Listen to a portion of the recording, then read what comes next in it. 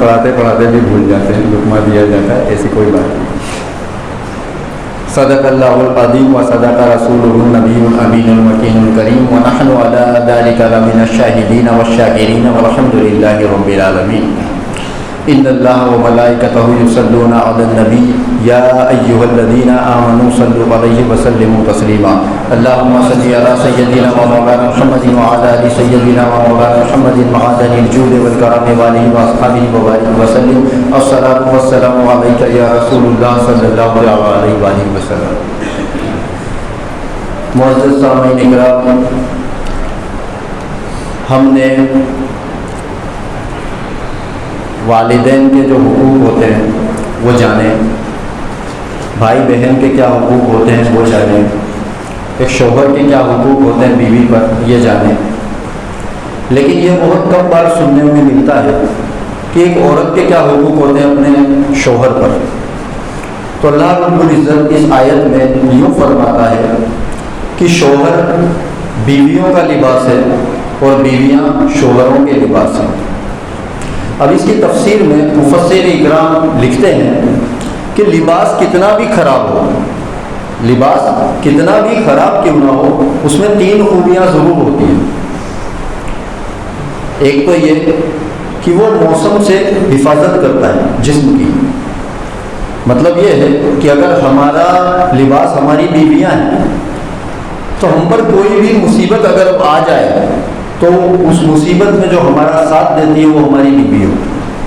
और यही बात पलटा कर फिर अल्लाह रब्बुल इज़्ज़त फरमाता है कि बीवियों का लिबास शौहर है, कि जब उसको कोई तकलीफ़ आ जाए तो फिर ये जिम्मेदारी शौहर की बन जाती है कि वो उसकी तकलीफ़ में उसकी मदद करे।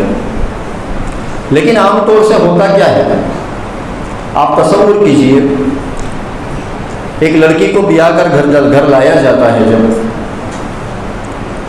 अब जॉइंट फैमिली है, जो लड़का है, जो दूल्हा है, जो शौहर है, उसके छोटे भाई बहन भी हैं, बड़ी बहन भी है, उसके वालिदैन भी हैं। अब जो बहू आई है उसके ज़िम्मे इन सारों की ड्यूटी लगी हुई है। जो उसके ससुर जी हैं उनको फजर की नमाज के बाद चाय नाश्ता चाहिए तो वो बहू करेगी, बहू की ड्यूटी है, वो उसे करके देगी। उसकी जो वालिदा है, मतलब जो उसकी सास है, उसका भी सब कुछ वही बहू करके देगी। उसके अगर छोटे भाई बहन, मतलब लड़की के देवर देवरानी, देवर और नंदे हैं, छोटे हैं, अगर स्कूल जाते हैं तो स्कूल के लिए उन्हें नाश्ता भी बना कर देगी और वो तैयार भी करेंगे। फिर अगर किसी का सर दर्द कर रहा है, मतलब उसकी सास का अगर सर दर्द कर रहा है तो ये बहू उसके सर में मालिश भी करेगी। छोटे भाई बहन जो हैं उनको भी कोई तकलीफ हुई तो यही करेगी। और इनके बाद इनका जो शौहर है वो अगर रात में आकर लेट गया पैर फैला के कि मेरे पैर दर्द कर रहे हैं, तो पैर भी वही दबाएंगे। ठीक है ना, ऐसा होता है और हर घर में होता है। तो ये तो कॉमन बात हो गई। लेकिन ये कुरान शरीफ की एक लाइन का मतलब हुआ कि बीवियाँ शौहर का लिबास है, लेकिन आगे जो दूसरी लाइन है वो ये है कि शौहर बीवियों के लिबास है। अब फर्ज कीजिए उसी औरत का पैर दर्द कर रहा है, अब उस औरत का पैर दर्द कर रहा है, तो आप बताइए उसका पैर कौन दबाएगा? क्या वो जो छोटे देवर या नंदे हैं उनसे कह सकती है ऐसा कि मेरा पैर दबाओ? अगर वो कह दे तो कयामत आ जाएगी कि तू हमारे बच्चों से पैर दबवाएगी। क्या वो अपनी सास से ये बात कह सकती है कि मेरा पैर दबाओ? हरगिज़ नहीं। ना वो ससुर से कह सकती है। ये सब तो ठीक है, इनके बारे में कुरान ने नहीं कहा, लेकिन कहा किसके लिए? शौहर के लिए। अब अगर शौहर आया रात में और ये लेटी है थकी हारी है, अगर शौहर से इसने ये कह दिया कि मेरे पैर दबा दो, तो क्या होगा? शौहर की सारी मर्दानगी उसी वक्त जाहिर हो जाएगी। तू अब मैं तेरा पैर दबाऊं, तू मेरे से मुतालबा कर रही है पैर दबाने का, है ना? लेकिन कुरान क्या हुक्म दे रहा है? कुरान तो ये कह रहा है कि बीवियों के लिबास हो तुम। जो तीन खूबियाँ हैं लिबास में से, उसमें एक ये है कि बराबरी बता रहा है कुरान की। जब वो जैसे हर जगह कहीं भी नसीहत की जब बात आती है तो बीवियों को नसीहत दी जाती है। देखिए, मैं ऐसा नहीं है कि मैं बीवियों का फेवर कर रहा हूँ, सिर्फ एक सच्चाई बयान कर रहा हूँ, क्योंकि ये एकदम आम बात है। लोगों ने कुछ हदीस शरीफ सुनी हुई है कि जिसमें बीवी का मकाम बहुत कम, यानी उनकी समझ में ऐसा आया है कि बीवी का मकाम बहुत कम है। हालांकि ऐसा नहीं है, ऐसा नहीं है। بیویوں کو نصیحت یہ دی جاتی ہے کہ بیٹا جب تمہارا شوہر گھر آئے اس سے مسکرا کر بات کرو، پتہ نہیں بازار میں، مارکیٹ میں، دکان پہ کسی سے الجھ گیا ہو، کوئی اس پہ گرم ہو گیا ہو، تاکہ تو آپ اس طرح کا برتاؤ اپنے شوہر سے کرو کہ وہ آپ کو دیکھ کر خوش ہو جائے، راضی ہو جائے، وہ جیسے ہی آئے آپ اس کو پانی کا گلاس لا کے دو، اس کو مسکرا کے بات کرو۔ اور یہ اچھی بات ہے کہ لوگ اس طرح کی نصیحت دیتے ہیں، وہ دینی بھی چاہیے۔ لیکن کیا کبھی کسی کی مرد کو کسی نے اس طرح کی نصیحت کی ہے کہ جب تم گھر جایا کرو تو بیوی سے مسکرا کے بات کرا کرو؟ ہو سکتا ہے پورے دن میں گھر میں اس کو بچوں نے پریشان کیا ہو سکتا ہے ساس سسر سے کوئی نوک جھوک ہو گئی ہو سکتا ہے کہ جب تم گھر پہ گھسو تو اس کا موڈ بگڑا ہوا ہو، تو آپ اس سے مسکرا کے بات کر لیا کرو تاکہ اس کا دل بہل جائے۔ ایسی نصیحت کبھی آپ نے سنی ہے کوئی اپنے کسی مرد کو کوئی دے رہا ہو؟ ہونا چاہیے یا نہیں؟ جو کہ اگر کام کاج کے اعتبار سے دیکھا جائے تو چھٹی شوہر کی آتی ہے، چھٹی شوہر کی پڑتی ہے، سنڈے کو یا فرائیڈے کو یا جس دن دل کرا اس دن، لیکن بیوی کی کسی دن بھی چھٹی نہیں ہے، بیوی کی کسی بھی دن چھٹی نہیں ہے۔ ابھی دیکھو رمضان گیا، رمضان کا مہینہ گیا، میں میری خود کی بات کروں تو میں میری بیوی سے کہہ کے سوتا تھا کہ جب 10 منٹ رہ جائے نا سحری کے وقت کو ختم ہونے میں تو مجھے جگا دینا ہے نا، اور آپ لوگ بھی 15 منٹ یا 20 منٹ پہلے اٹھتے ہو گے، لیکن ہماری بیوی کتنے بجے اٹھتی تھی؟ کیونکہ اس کو سب کے لیے ناشتہ بنانا ہے۔ یہ ہوئی سحری کی بات۔ اب افطار کا وقت، جو وقت سب سے کٹھن ہوتا ہے ایک روزگار کے لیے، وقت افطار سے 1 گھنٹہ پہلے ہم اگر نیک ہیں تو مسجد میں ہوتے ہیں یا گھر پہ پڑے رہتے ہیں، لیکن اس وقت ہماری بیوی وہ چولہے کے پاس بیٹھی رہتی ہے، وہ چولہے کے پاس بیٹھے، چاہے تو وہ بھی دوپہر میں یہ کام فنش کر لے، لیکن وہ اگر ایسا کر لے تو ہمارے لیے گرم افطاری کا انتظام نہیں ہوگا۔ تو ہمیں گرم افطاری ملے اس لیے وہ اس وقت چولہے کے پاس ہوتی ہے جو وقت روزے میں سب سے کٹھن وقت ہوتا ہے۔ تو قربانی اصل تو اس نے دی نا رمضان میں۔ اس کا نتیجہ یہ ہوتا ہے کہ عید کی نماز پڑھنے کے لیے ہم فٹافٹ یہاں آ جاتے ہیں، لیکن ہماری جو بیوی ہے وہ گھر کے کام کاج سے ہی فارغ نہیں ہوئی ہوتی۔ نماز پڑھ کے ہم باہر نکل جاتے ہیں، دوستوں سے مصافحہ معانقہ کر رہے ہیں، اور ہماری بیوی گھر میں پریشان ہے، وہ چھوٹے بچوں کو تیار کر رہی ہے، یعنی اس کا بیچارے کا دوپہر ہو جاتا، نہانا نہیں ہوتا۔ اتنے کے بعد بھی ہمیں نا اس کو جا کے عید مبارک نہیں کہتے۔ آپ سوچو کہ وہ عورت کس کو چھوڑ کے آئی ہے ہمارے وہاں، جب وہ آئی ہے تو وہ کیا کیا چھوڑ کے آئی ہے اور کس کو چھوڑ کے آئی ہے؟ وہ اس باپ کو چھوڑ کے آئی ہے جس باپ کی گود میں جب وہ رہتی تھی اور بازار میں نکلتی تھی نا، تو اس کو وہ باپ احساس نہیں ہونے دیتا تھا کہ یہ چیزیں جو بازار میں مل رہی ہیں یہ خریدنے سے ملتی ہے یا یہ پیسوں سے ملتی ہے۔ خالی وہ یہ کہتی تھی نا بابا یہ چاہیے، فوراً اس کا باپ اسے وہ لے کے دے دیتا تھا۔ اس نے اس باپ کو چھوڑ دیا کس کے لیے؟ ہمارے لیے، کہ اب میں جہاں جا رہی ہوں یہ میرے بابا سے زیادہ خیال رکھے گا میرا۔ اس نے اس بھائی کو چھوڑ دیا جو اس کی ایک بات پہ اپنی جان دینے اور لینے کو تیار ہو جاتا تھا، اس نے اس بھائی کو چھوڑ دیا کہ اب یہ جو میرا شوہر ہے نا یہ اس سے زیادہ خیال رکھے گا۔ لیکن یہاں ہمارا جو رویہ ہے نا یہ بالکل الٹ ہے۔ بیوی کے بارے میں اگر ایک آدھ حدیث شریف ہے، ایک حدیث شریف ہے میں آپ کو سناتا ہوں، وہ آپ اپنی بیویوں کو مت سنانا، وہ جا کے اپنی بیٹی کو سنانا، اپنی بہن کو سنانا، تاکہ ان کے گھر کبھی برباد نہ ہو، تاکہ ان کے گھر کبھی برباد نہ ہو۔ ایک عورت آئی آقا صلی اللہ علیہ وآلہ وسلم کی خدمت میں اور عرض کی کہ یا رسول اللہ صلی اللہ علیہ وسلم، مجھے آپ شوہر کے بیوی پہ کیا حق ہے یہ بیان فرما دیجئے، تو پھر میں سوچوں کہ میں نکاح کروں یا نہ کروں، کہ میں یہ حق ادا کر سکوں گی یا نہیں۔ آپ صلی اللہ علیہ وسلم نے اس کی طرف دیکھا اور فرمایا اگر اس کی ناک سے ریٹ بہہ رہی ہو، اگر تیرے شوہر کی ناک سے ریٹ بہہ رہی ہو اور اس کے جسم سے مواد بہہ رہی ہو، پورے جسم پر مواد بہہ رہی ہو، اور تو اپنی زبان سے اسے چاٹ کے صاف کرے تو بھی تیرے شوہر کا حق ادا نہیں ہوگا۔ اب یہ حدیث شریف سنی، اب یہ جا کے اپنی بیوی کو بتانے لگتے ہیں کہ دیکھ میرا یہ مقام ہے۔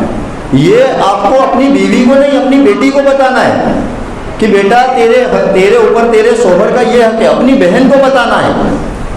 اور رہی بات بیوی کی، تو آئیے آقا صلی اللہ علیہ وسلم ہر زندگی کا ہمارا کوئی بھی شعبہ، زندگی کا ہمارا کوئی بھی شعبہ ہو، اس میں ہمیں سب سے پہلے ہمارے آقا صلی اللہ علیہ وسلم کی زندگی کو دیکھنا ہے کہ میرے آقا صلی اللہ علیہ وسلم نے اس جگہ پہ کو کیسا عمل کیا، کہ بیوی کو کتنی عزت دینی چاہیے، کتنی محبت دینی چاہیے۔ جب اس بات کی بھی بات آ جائے تو کہیں اور جانے کی ضرورت نہیں ہے، ہمارے آقا صلی اللہ علیہ وسلم کی زندگی پر غور فرمائیں۔ ایک دن کا ذکر ہے، آقا صلی اللہ علیہ وسلم تشریف لا رہے تھے تو دیکھا ہماری ماں عائشہ صدیقہ رضی اللہ تعالی عنہا ایک پیالہ ہے ان کے ہاتھ میں اور وہ کچھ پی رہی ہے، نوش فرما رہی ہے۔ آقا صلی اللہ علیہ وسلم نے دور سے دیکھا کہ یہ کچھ پی رہی ہے، تو وہیں سے ارشاد فرمایا حمیرہ، نام کیا ہے؟ عائشہ، لیکن آقا صلی اللہ علیہ وسلم فرما رہے ہیں حمیرہ۔ یہ ایک نصیحت ہے، ہمارے لیے عبرت ہے کہ اپنی بیوی کو ایک محبت والا نام بھی دو، کہ جس نام سے تم اس کو جب بلاؤ نا تو وہ جتنی بھی رنجشوں میں ہو، جتنی بھی پریشانی میں ہو، وہ خالی تمہارے پکارنے پہ راضی ہو جائے۔ آقا صلی اللہ علیہ وسلم نے دیکھا عائشہ صدیقہ رضی اللہ تعالیٰ عنہا کچھ پی رہی ہیں، تو دور سے ہی فرمایا کہ حمیرہ ٹھہرو، میرے لیے رکنا، سارا ختم مت کر دینا۔ وہیں سے انہوں نے عرض کی یا رسول اللہ صلی اللہ علیہ وسلم اس پیالے میں پانی ہے، تو کہا ہاں تو پورا مت پینا۔ اب آپ بتائیے پانی تو اور بھی رہا ہوگا نا، کیا پانی اور نہیں تھا کہ میرے لیے بچا دینا؟ اس میں ایک محبت بتائی جا رہی ہے، ہم کو نصیحت دی جا رہی ہے کہ دیکھو اپنی بیویوں کے ساتھ کیسا برتاؤ کرنا ہے۔ حضرت عائشہ صدیقہ رضی اللہ تعالیٰ عنہ نے پیالے کو اپنے لبوں سے دور کر لیا، آپ صلی اللہ علیہ وسلم اندر گئے اور پیالہ ہاتھ میں لیا اور پھر دیکھنے لگے کہ آپ نے جو ہماری ماں ہے عائشہ صدیقہ رضی اللہ تعالیٰ عنہا، انہوں نے لب پیالے پہ کس طرف رکھے تھے، جس طرف انہوں نے لب رکھے تھے ادھر ہی ہمارے آقا صلی اللہ علیہ وسلم نے اپنے لب مبارک رکھے اور اس پانی کو پی لیا۔ یہ ہم کو نصیحت دی۔ آج ہماری بیوی اگر اپنا جھوٹا پانی ہم کو دے دے تو قیامت آ جائے کہ تیرا جھوٹا پیوں گا میں، کہ دوسرا پانی نہیں ہے اس کو پھینک دے، دوسرا پانی دے۔ لیکن یہ ہمارے آقا صلی اللہ علیہ وسلم بتا رہے ہیں کہ یہ طریقہ ہے، یہ طرز عمل ہے۔ آپ صلی اللہ علیہ وسلم نے ایک جگہ فرمایا، جب آخری وقت نزا کا وقت تھا، ہمارے آقا صلی اللہ علیہ وسلم کا آخری وقت تھا، تو جو آخری نصیحت آپ صلی اللہ علیہ وسلم نے امت کو فرمائی وہ یہ تھی کہ جب دنیا سے جانا تو اپنی بیوی کا کوئی حق باقی لے کے مت چلے جانا۔ دیکھو ماں کا مقام بڑا ہے، بہت بڑا ہے، لیکن آقا صلی اللہ علیہ وسلم نے وہاں پہ بیوی کے حق کی بات کی کہ ایسے مت چلے جانا کہ تمہاری بیوی کا کوئی حق باقی رہ جائے۔ اس کی وجہ یہ ہے کہ جو دنیا ہے نا ابھی، جو ہماری بیویاں ہیں یہاں ان کا کوئی نہیں ہے، کوئی کیسے نہیں ہے کہ جس گھر میں وہ پل رہی ہے گھر والے کہتے بیٹا یہ تو پرائے گھر میں ہے، یہ تیرا گھر نہیں ہے، تو پرائے گھر جا، تجھے دوسرے گھر جانا، تو وہ اس کا گھر نہیں ہے۔ پھر وہ بیاہ کے یہاں آ گئی سسرال میں، تو یہاں پہ بھی اس کو اس طرح تانا ملتا ہے تیرے باپ کا گھر نہیں ہے، تو اس کا تو گھر ہی نہیں ہے نا۔ وہ جس گھر کو بچپنے سے سنوار رہی تھی وہ بھی اس کا نہیں ہے۔ اب وہ جس گھر میں آئی ہے اگر یہاں پہ وہ تھوڑا اس طرح سے سوچے کہ یہ میرا ہے تو اس کو جواب ملتا ہے یہ تیرے باپ کا گھر نہیں ہے۔ سب کی خدمت کرے گی وہ، لیکن اگر اس کی کوئی پریشانی اس کو آ گئی، وہ لیٹ گئی کھٹیا سے لگ گئی، تو اس کے لیے کوئی نہیں ہے۔ یا تو پھر ایسا ہوگا کہ اس کا باپ اس کا جو شوہر ہے وہ اس کے مائکے بھیج دے گا۔ تو نہ وہ یہاں کی ہے نہ وہ وہاں کی ہے۔ تو سنو میرے آقا صلی اللہ علیہ وسلم کیا فرماتے ہیں کہ اللہ رب العزت فرماتا ہے ان بیویوں سے جن کا یہاں کوئی نہیں ہے کہ ذرا حشر کا میدان تو قائم ہونے دے، کہ میں تیرے شوہر کو کٹگرے میں کھڑے کر دوں گا اور میں تیری طرف ہو جاؤں گا۔ میں تیرا دنیا میں آج کوئی نہیں ہے نا، اس دن میں تیری طرف ہو جاؤں گا اور تیرے شوہر کو کٹگرے میں کھڑا کر دوں گا، جو تجھ سے ہر چیز پہ سوال کرتا تھا کہ کہاں گئی تھی، کہاں سے آ رہی ہے۔ میں تجھے اس دن یہ بتاؤں گا کہ جب یہ باہر بیٹھتا تھا تو یہ کیا کیا کرتا تھا، اور گھر میں آ کے یہ بادشاہی حقتا تھا کہ باہر بیٹھ کے ہوٹلوں پہ کس کی بات کرتا تھا، کن کو یہ دیکھا کرتا تھا، میں بتاؤں گا تجھے اور پھر فیصلہ تجھے کرنا ہوگا۔ تو یہ بیوی کا مقام ہے، یہ حق ہے اس کا۔ آج ہم جب کام پہ جاتے ہیں نا تو یہ ہمارا شرعی عذر ہے، ہم بیوی سے جو دور جاتے ہیں، برابر شریعت نے اس کی اجازت دی ہے۔ 8 بجے تک ہماری ڈیوٹی ہے، 8 بجے کے بعد ہم گھر آئے، ہم نے کھانا وانا کھایا، پھر عشاء کی نماز پڑھی، اب اگر کوئی شرعی عذر نہیں ہے اور اس کے باوجود ہم باہر چلے گئے نا، تو یہ ہم نے بیوی کے ساتھ حق تلفی کی، ہم نے بیوی کے ساتھ حق تلفی کی، کیونکہ اس وقت کے اوپر اس کا حق ہے، اور اس دن اللہ رب العزت اس کا بھی حساب کرے گا۔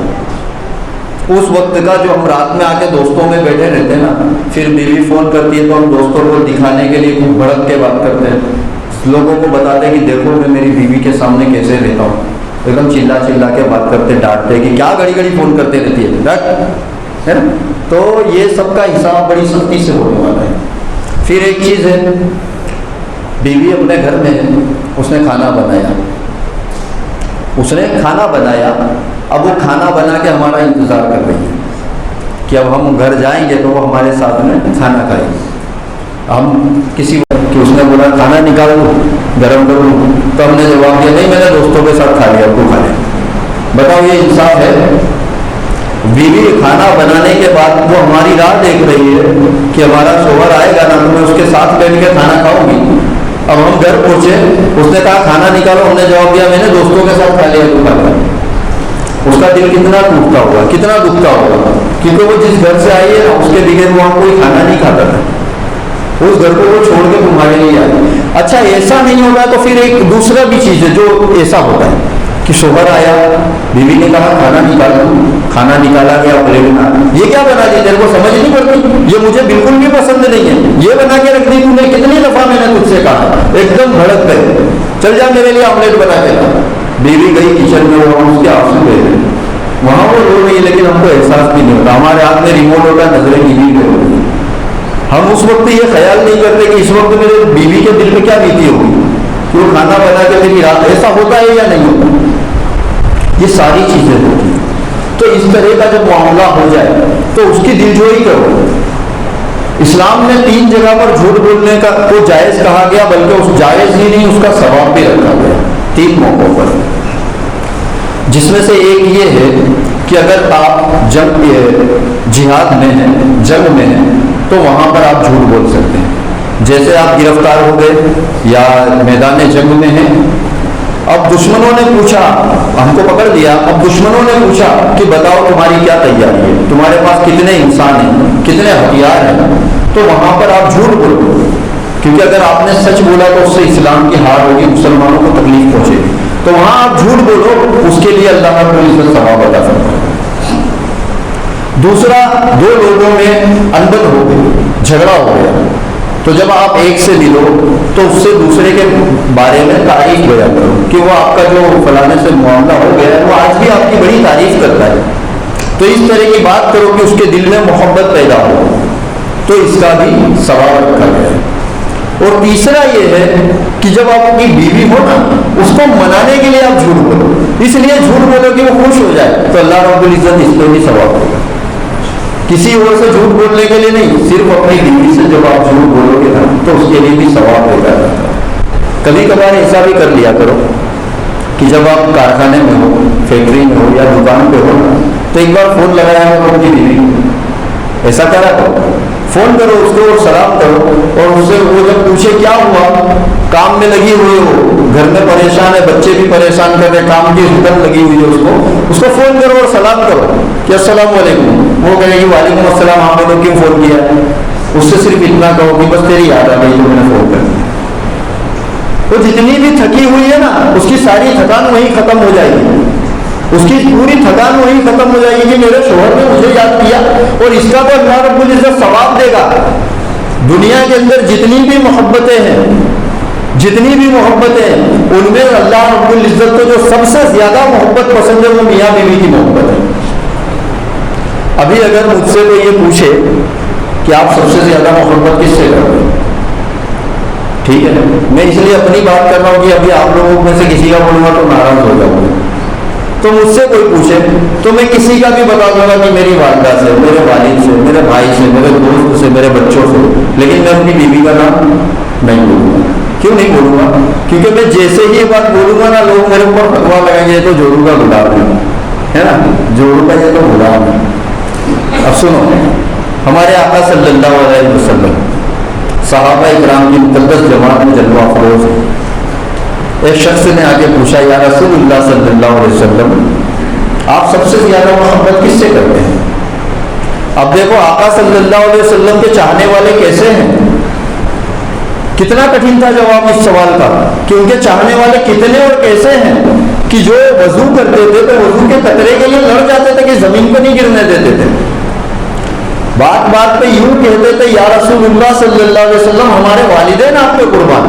اور وہ جھوٹے منہ نہیں کہتے تھے, وہ کر دینے والوں میں سے تھے جو اپنے والدین قربان کر دیتے. حضرت ابو بکر صدیق رضی اللہ تعالیٰ عنہ انہوں نے کبھی اپنے والد پہ ہاتھ نہیں اٹھایا تھا. ایک مرتبہ کی بات ہے کہ حضرت ان کا نام ہے قحافہ, ایمان نہیں لائے تھے تو قحافہ آئے آپ صلی اللہ علیہ وسلم کی خدمت میں اور حضرت ابو بکر صدیق رضی اللہ تعالیٰ عنہ بھی جلوہ افروز تھے. قحافہ آئے اور آ کے کہا کہ اے محمد یہ میرا بیٹا یہ تمہارے ساتھ رہ رہے کہ دیکھو یہ کتنا وہ ہو گیا, کتنا یہ بڑھ گیا. آپ صلی اللہ علیہ وسلم نے پوچھا کیا ہوا تو کہا آج اس نے مجھ پر ہاتھ اٹھا دیا. قحافہ والد ہے اور دوسری طرف کون ہے حضرت ابو بکر صدیق رضی اللہ تعالیٰ, اور باپ کا مرتبہ کیا وہ نہیں جانتے ہوں گے. کہا کہ اس نے مجھ پہ ہاتھ اٹھا دیا آج. آپ صلی اللہ علیہ وسلم نے حضرت ابو بکر صدیق رضی اللہ تعالیٰ عنہ کی طرف دیکھا تو آپ کی نظریں نیچی جھکی ہوئی تھی. آپ نے پوچھا ابو بکر کیا قحافہ صحیح کہہ رہے ہیں؟ تو آپ صلی اللہ حضرت ابو بکر صدیق رضی اللہ تعالیٰ عنہ نے جواب نہ دیا. آپ نے دوبارہ پوچھا, کہا ابو بکر جواب دو. تو حضرت ابو بکر صدیق رضی اللہ تعالیٰ عنہ نے جب چہرہ مبارک اوپر کیا تو ان کی آنکھوں سے آنسوؤں کے دھارے جاری تھے اور داڑھی مبارک تر ہو گئی تھی. تو کہا ابو بکر کیا تم نے ایسا کیا؟ تو آپ رو پڑے. کہا یا رسول اللہ صلی اللہ علیہ وسلم یہ میرے باپ سے یوں کہیے کہ یہ تلوار لے اور میرے ٹکڑے ٹکڑے کر دے, لیکن یہ آپ کی شان میں گستاخی نہ کرے. اس نے آپ کی شان میں گستاخی کی تھی تو میں نے اسے مارا. تو یہ ہے وہ صحابہ اکرام جو صرف منہ سے نہیں کہتے تھے کہ یا رسول اللہ صلی اللہ علیہ وسلم ہمارے والدین آپ پہ قربان, وہ قربان کرنے کا جذبہ رکھتے تھے. یہی حضرت ابو بکر صدیق رضی اللہ تعالیٰ عنہ جنگ بدر کے بعد, جنگ بدر میں ان کے ایک بیٹے ہیں ان کا نام عبد الرحمن ہے. وہ اس جنگ بدر میں کے وقت میں وہ ایمان والے نہ تھے اور وہ سامنے کافروں کے لشکر سے تھے, لشکر میں تھے. اب جب ہو گئی کافی روز گزر گئے اس کے بعد وہ بھی ایمان لے آئے. تو ایک روز دونوں باپ بیٹے بیٹھے ہوئے تھے اور دونوں صحابی ہیں. تو بیٹے نے کہا, حضرت عبد الرحمن رضی اللہ تعالیٰ عنہ نے کہا کہ بابا جنگ بدر میں آپ میری تلوار کی زد میں 3 مرتبہ آئے. تلوار کی زد میں مطلب کہ اگر میں چاہتا تو آپ پہ تلوار چلا دیتا. تو کہا کہ میں اس لیے رک گیا کہ آپ میرے والد ہیں, اس خیال کی وجہ سے میں نے آپ پہ تلوار نہیں چلائی. حضرت ابو بکر صدیق رضی اللہ تعالیٰ عنہ نے فرمایا کہ برخوردار اگر تم میری زد میں میری تلوار کی زد میں ایک بار بھی آ گئے ہوتے تو میں یہ خیال نہ کرتا کہ تم میری اولاد ہو, میں صرف یہ تصور کرتا کہ تو دشمن رسول ہے صلی اللہ علیہ وسلم اور میں تیری گردن کاٹ دے سکتا. تو یہ وہ صحابہ کرام ہیں. وہ صحابہ کرام حضرت علی رضی اللہ تعالیٰ عنہ چاہنے والے, بی بی فاطمہ الزہرا رضی اللہ تعالیٰ عنہ, امام حسن حسین رضی اللہ تعالیٰ عنہ, یہ سب ہیں. اور آپ صلی اللہ علیہ وسلم سے پوچھا گیا کہ یا رسول اللہ صلی اللہ علیہ وسلم آپ سب سے زیادہ محبت کس سے کرتے ہیں؟ کتنا کٹھن ہو گیا یہ سوال. ایسے چاہنے والے ہیں تو میرے آقا صلی اللہ علیہ وسلم نے ایک لمحہ نہ سوچا, ایک لمحہ نہ سوچا اور فرمایا عائشہ صدیقہ رضی اللہ تعالیٰ. اب جو لوگ, میں اگر یہ کہوں کہ میں میری بیوی سے بڑی محبت کرتا ہوں, سب سے زیادہ محبت کرتا ہوں, وہ اگر یہ کہتے ہیں کہ میں جوڑوں کا غلام ہوں تو وہ یہ بتائے میرے آقا صلی اللہ علیہ وسلم کے بارے میں کیا کہیں گے اس جواب پر؟ وہ کیا کہیں گے کہ یہ نصیحت ہے ہمارے لیے کہ والدین کے بعد جو ہمارے حسن سلوک کی سب سے زیادہ حقدار ہے وہ ہماری بیوی ہے. وہ سب سے زیادہ جو ہمارے حسن سلوک کی حقدار ہے وہ ہماری بیوی ہے, کیونکہ والدین کے بعد اگر کوئی ایک انسان سے محبت کرتا ہے سب سے زیادہ وہ اس کی بیوی, والدین کے بعد اس کی بیوی محبت کرتی ہے تو وہی سب سے زیادہ حقدار ہے. اب کئی دفعہ ایسا ہوتا ہے کہ گھر میں ہلکی پھلکی نوک جھوڑ ہو جاتی ہے. ہم گھر میں آتے ہیں, دیکھا کہ ہماری بہن سے حجت ہو رہی ہے, ہماری والدہ سے ہماری بیوی کی نہیں بن رہی ہے, تو ہم یہ سوچتے ہیں کہ یار میں خاموش رہوں گی یہی بہتر ہے. یہ بھی ایک طرح سے اچھا ہے, لیکن ہمارے آقا صلی اللہ علیہ وسلم نے اس کے لیے بھی ایک طریقہ بتایا ہے. وہاں پہ آپ انصاف والی بات کیجیے, انصاف سے پیش آئیے. کہ کسی کو کم دیکھو ایک چیز یہ بھی ہے کہ جس نے اپنے والدین پہ اپنی بیوی کو ترجیح دی نا اس کا کوئی عمل قبول نہیں ہوگا. یہ حق بات ہے کہ اتنا مت بڑھ جانا کہ پھر اپنے والدین کو ہی کچھ نہ گنو، لیکن ایسا بھی مت کرنا کہ پھر آپ اپنی بیوی کو ہی کچھ نہ سمجھو. کہ یہاں پہ بہت بڑا یعنی بیلنس بنا کے آپ کو رہنا ہے. آپ صلی اللہ علیہ وسلم کی 11 ازواج مطہرات تھیں. اس کے اوپر انشاءاللہ پورا بیان کروں گا میں کہ کیوں تھی، کیونکہ اس کو لے کے کچھ کافر جو ہے وہ بہت بدگمانیاں پھیلاتے ہیں اور کچھ مسلمان بھی نا غلط فہمی میں آ جاتے ہیں کہ 11 ازواج مطہرات آقا صلی اللہ علیہ وسلم کی 11 بیویاں.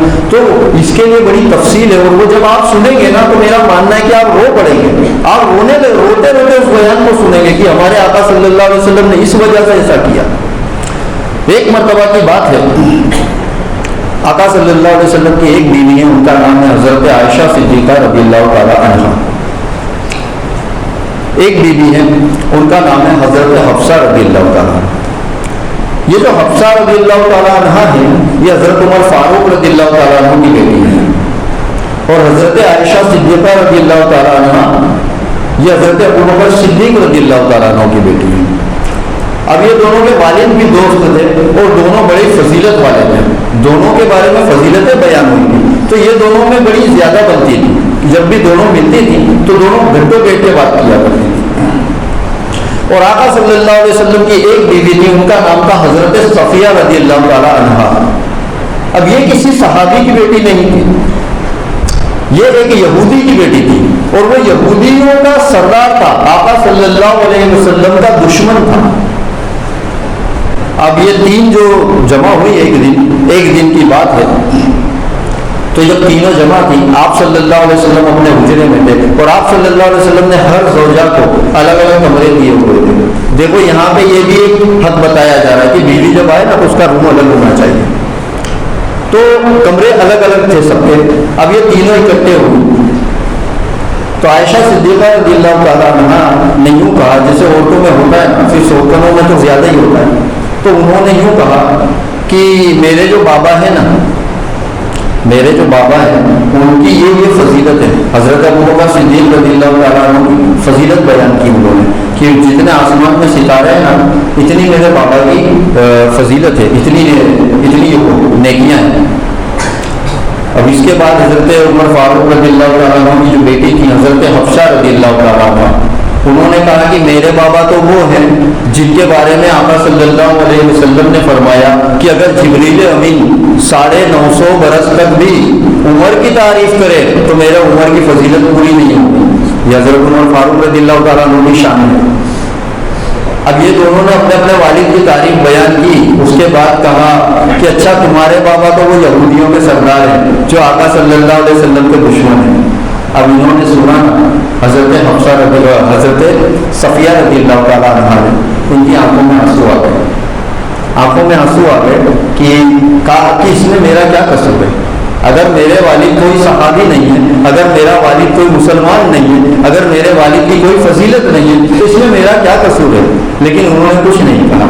وہ اٹھی اور آقا صلی اللہ علیہ وسلم کے حجرے میں چلی گئی. آپ صلی اللہ علیہ وسلم نے چہرہ مبارک دیکھا تو سمجھ گئے. کہا صفیہ کیا ہوا؟ تو کہا کچھ نہیں. کہا بتاؤ نا صفیہ تمہارا چہرہ اترا ہوا ہے. دیکھو یہ عورت کی بیوی کی دلجوئی اس طرح کی جاتی ہے. ہم کو تو فرق ہی نہیں پڑتا، ہم گھر پہنچے اگر دیکھا کہ بیوی کا منہ چڑھا ہوا تھا وہ منہ چڑھا لیتے کہ میرے کو کیا کرنا ہے، پہلے گالی آئے گی ابھی ذرا اس طرح کی مجھے نہیں کہنا چاہیے یہاں کھڑے ہو کے، لیکن یہی ہو رہا ہے کہ آئے گی تو خود آئے گی. تو ہمارا یہ رویہ ہوتا ہے، یہ مزاج ہوتا ہے. لیکن حضرت صفیہ رضی اللہ تعالیٰ عنہا نے جب یہ کہا کہ کوئی بات نہیں یا رسول اللہ صلی اللہ علیہ وسلم، تو میرے آقا صلی اللہ علیہ وسلم نے پھر سے پوچھا، پھر سے اصرار فرمایا کہ بتاؤ نا صفیہ کیا بات ہے. تو جب اس طرح شفقت سے پوچھا نا میرے آقا صلی اللہ علیہ وسلم نے تو ان کی آنکھوں سے آنسو جاری ہو گئے. کہا یا رسول اللہ صلی اللہ علیہ وسلم، حفصہ یوں کہہ رہی کہ میرے والد نا ان کی تعریف جبریل امین 950 برس تک بھی کرے نا تو ان کے فضائل بیان نہیں ہوں گے. اور عائشہ یہ کہہ رہی ہے کہ میرے والد کی تو اتنی نیکیاں ہیں کہ آسمان میں جتنے ستارے ہیں اتنی نیکیاں ہیں. اور پھر اس کے بعد انہوں نے یہ کہا کہ تمہارے والد تو یہودی ہیں، یہودیوں کے سردار ہیں. تو اس بات نے مجھے تکلیف پہنچا دی. ٹھیک ہے کوئی غلط بات تو نہیں کہی تھی نا, ساری بات صحیح تھی نا, آپ صلی اللہ علیہ وسلم کہہ سکتے تھے نا چلو کوئی بات نہیں, تسلی دے دیتے, لیکن میرے آقا صلی اللہ علیہ وسلم نے امت کو طرز عمل دیا کہ اب دیکھو اسی سچویشن میں تم کو کیا کرنا ہے. کہا صفیہ اس بات پہ حیران ہو گئی, پریشان ہو گئی, جاؤ جا کے دونوں کو جواب دو. کہا یا رسول اللہ صلی اللہ علیہ وسلم نے کیا جواب دوں؟ تو کہا تم یہودی ہو نا, تم موسیٰ علیہ السلام کی نسل سے ہو, تم موسیٰ علیہ السلام کی نسل سے ہو. اور جواب بتایا آپ صلی اللہ علیہ وسلم نے کہ جا کے کیا کہنا ہے تمہیں. حضرت صفیہ رضی اللہ تعالیٰ عنہ بڑی خوشی پہنچی وہیں جہاں حضرت عائشہ صدیقہ رضی اللہ تعالیٰ عنہ اور حضرت صفیہ رضی اللہ تعالیٰ عنہ موجود تھی. وہاں جا کے جو آپ صلی اللہ علیہ وسلم نے جواب بتایا وہ انہوں نے دیا. کیا جواب دیا؟ کہا میرے والد جو ہے نا وہ تو حضرت موسیٰ علیہ السلام ہے, تمہارے والد تو صرف صحابی ہے. میرے والد جو ہے وہ موسیٰ علیہ السلام ہے, اور میرے چچا کا کیا کہنا وہ ہارون علیہ السلام ہے, اور میرے شوہر کی وہ بات ہی کیا کہ وہ محمد رسول اللہ صلی اللہ علیہ وسلم. اب جب دونوں نے سنا نا تو مسکرا پڑی. کہا کہ صفیہ ہمیں پتا ہے کہ یہ جواب تمہیں آقا صلی اللہ علیہ وسلم نے بتایا ہے.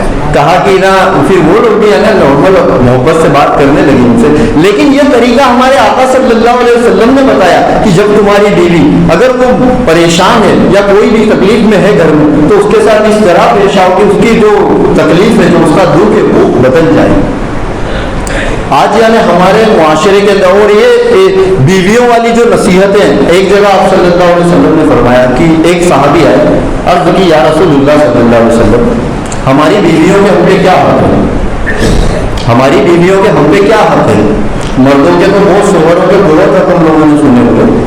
جب انہوں نے پوچھا تو آپ صلی اللہ علیہ وسلم نے فرمایا کہ پہلا حق یہ ہے کہ جو تو کھائے وہ تمہیں تیری بیوی کو کھلائے, جو تو خود کھائے وہ تو اپنی بیوی کو کھلائے. دیکھیے عام طور سے کیا ہوتا ہے, ہم لوگ جب ہوٹل میں کھانا کھانے جاتے ہیں زیادہ تر ہم اپنے دوستوں کے ساتھ جاتے ہیں, زیادہ تر, سارے لوگوں کی بات نہیں کر رہا لیکن زیادہ تر لوگ اپنے دوستوں کے ساتھ جاتے ہیں.